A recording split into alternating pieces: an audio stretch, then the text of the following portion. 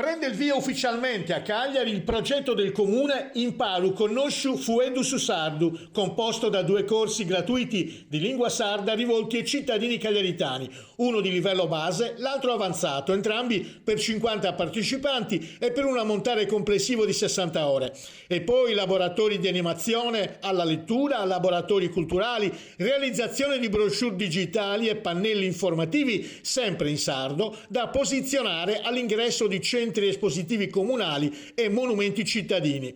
L'iniziativa è stata presentata nella biblioteca comunale di via Santa Maria Goretti 63. La lingua, ha detto l'assessora della cultura Maria Dolores Picciau, è un elemento fondamentale della cultura e della identità di qualsiasi comunità, e questo vale in maniera ancora maggiore per una città come Cagliari, crocevia delle parlate di tante isole linguistiche a contatto con la matrice campidanese.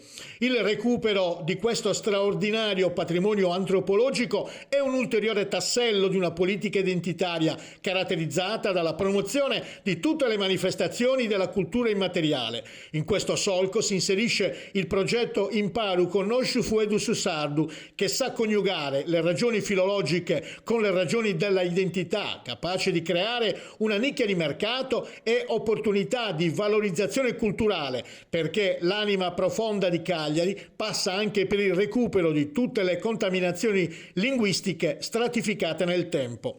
La scadenza per la presentazione delle domande è fissata al 17 aprile. Nel corso base si studieranno la storia del sardo, le regole ortografiche, la fonetica sintattica e la grammatica. La lezione teorica sarà completata da laboratori pratici con letture di gruppo, conversazioni e semplici traduzioni da e verso l'italiano. Nel corso avanzato invece ci si concentrerà sulla struttura della lingua sarda, la sua sintassi e le frasi idiomatiche. Non mancherà la parte pratica di conversazione, letture e traduzioni più complesse. Al termine di ciascuno dei percorsi formativi, i corsisti dovranno sostenere un esame finale e riceveranno un attestato di frequenza indicante il livello e il numero di ore seguite.